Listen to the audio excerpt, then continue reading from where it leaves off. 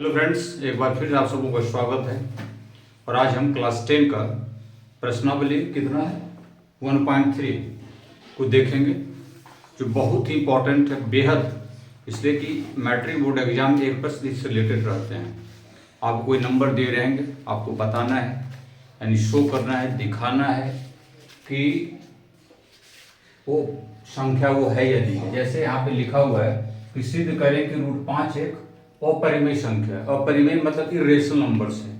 तो ऐसे सवाल जो हैं वो एग्जाम में आते हैं।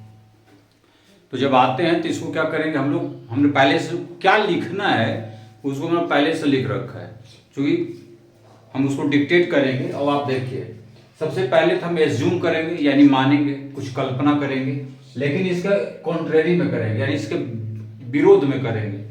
यही नियम है इसका, तभी जाकर प्रूफ होता है। अगर अपरिमेय संख्या को सिद्ध करना है तो हम इसको कहेंगे कि नहीं, ये एक परिमेय संख्या है। तो पहले लिखेंगे कि √5 एक परिमेय संख्या है। मान लिया हमने, एज्यूम कर लिया, let us assume √5 is a rational number. अब आप देखिए कि जो परिमेय संख्या होता है वो क्या होता है, p/q के रूप में, यानी न्यूमरेटर बाय डिनोमिनेटर के रूप में होता है। उसके बाद यहाँ पे लिखना है कि √5 = p/q। हमने यहाँ पे लिख रखा है कि √5 = p/q। परिमेय अगर माने हैं तो परिमेय के फॉर्म में देना पड़ेगा।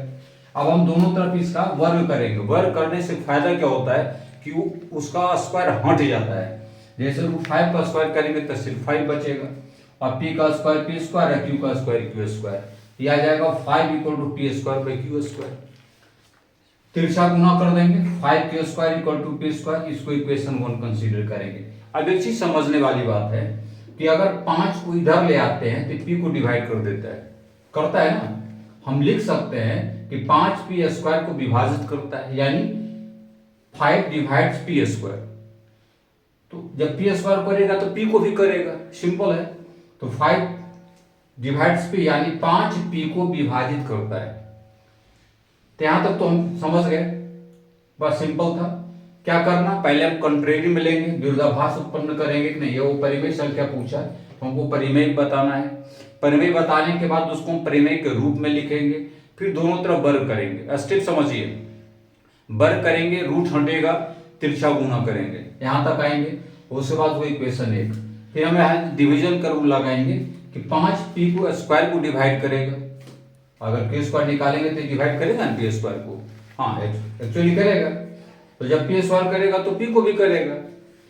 उसके बाद यहाँ पे एक स्टेप और लेना है। मान लीजिए कि p = 5m। p बराबर क्या मानना है, 5m। ठीक है, क्यों माना है, क्योंकि p को डिवाइड 5 करेगा तो 5m मान लीजिए। माना p = 5m, जहाँ m है प्राकृत संख्या, कोई नेचुरल नंबर ले लीजिए। समीकरण 1 में p = 5m रख दीजिए। समीकरण 1 हमारा यहाँ है, जहां जहां p है वहां पे 5m रख दीजिए। और जब रखिएगा तो हमें मिलेगा 25m² = 5q², ये मिलेगा। उसके बाद 5 से डिवीजन करेंगे तो 5m² = q², कैलकुलेट कर लीजिए। अब ये आपको बताने q² एक सम पूर्णांक यानी को प्राइम्स है, और q एक सम पूर्णांक है। अतः p और q दोनों सम पूर्णांक हो जाता है, दोनों को प्राइम नंबर हो जाते हैं, तथा उसका वैनिश गुणनखंड 5 हो जाता है। लेकिन हम तो क्या माने कि हम मान के रखें कि p और q में एक के अतिरिक्त कोई वैनिश गुणनखंड नहीं है। देखिए जो माने हैं गुणनखंड दोनों का क्या है, एक ही होगा। लेकिन हाँ हो रहा है कि 5 गुणनखंड आ रहा है, यानी हम जो माने हैं, हमारी जो कल्पना है उसके विपरीत है ये। अतः ये कह सकते हैं कि परिमेय नहीं है, ये क्या है, ये अपरिमेय संख्या है। तो ऐसे, और इसको अंग्रेजी में भी हम लिख सकते हैं। इंग्लिश मीडियम में भी अगर आपको देखा जाए तो सवाल आते हैं, तो बस इसको हिंदी में इसी का अंग्रेजी कन्वर्सन कर देंगे। तो इसमें कुछ सम और है, हम एक एक करके सारे सम को आपको बता देते हैं। चलिए देखते रहिएगा, और अगला क्वेश्चन लेते हैं। चलिए तो हम दूसरे सवाल को देखते हैं। इसमें वही सवाल है, लिखना भी उसी तरह है। अगर एक प्रश्न को आप समझ जाएंगे तो सारे प्रश्नों को बना देंगे। जैसे दूसरा सवाल है, सिद्ध कीजिए कि 3 + 2 √5 एक अपरिमेय संख्या है। बस वही करना है। हम मान लेंगे वो परिमेय है तो यहाँ पे लिखेंगे परिमेय संख्या। क्या लिखेंगे, 3 + 2 √5 एक परिमेय है। परिमेय को सिद्ध करना, लेकिन हम परिमेय मानकर चलेंगे। अब आप यहाँ देख लीजिए कि क्या है, समझने की चीज है। ठीक है। अब यहाँ देखिए, इसको हम क्या करेंगे, जब इसको मान लीजिए कि हमारा परिमेय संख्या है तो परिमेय के फॉर्म लिखेंगे, जहां ये बताना होगा कि पी और क्यू समपूर्णांक और क्यू का मान 0 के बराबर नहीं है, क्योंकि 0 बराबर अगर होगा तो परिभाषित नहीं है, मैं लिए है, इसलिए हम इसको ये लिख देंगे, कंडीशन दे देंगे।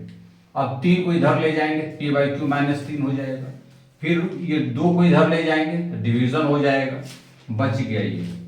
अब आप देखिए कि पी और क्यू तो समपूर्णांक यानी को प्राइम्स इंटीजर है, तो इस आधार पर ये हमारे परिमेय संख्या बनेगा। क्यू का जो भी मान डालेंगे, हाँ जी, 0 को छोड़कर, तो हमारा क्या बन जाएगा, एक परिमेय संख्या बनेगा।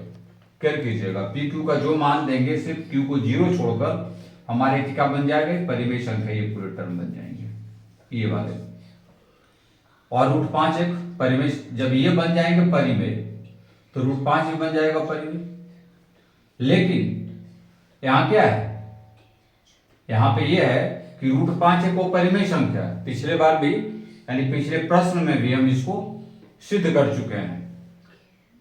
तो ये क्या बताता है, √5 एक परिमेय संख्या, ये बताता है कि हम जो मान कर चल रहे हैं ये परिमेय संख्या है, हमारी कल्पना के विपरीत है, ये परिमेय नहीं है, ये एक्चुअली क्या है, वो परिमेय संख्या है।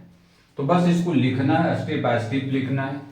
और विषय में के इसमें से कुछ क्वेश्चन आ रहे हैं, हम चाहते हैं कि उसको आप करें, और अगर नहीं होता है तो फिर उसको हम बताएंगे। तो इस वीडियो में बस इतना ही, फिर मिलते हैं अगली वीडियो में एक नए सॉन्ग के साथ। देखते रहिए और लाइक्स शेयर और सब्सक्राइब करते रहिए। फिर मिलेंगे अगली वीडियो में। धन्यवाद।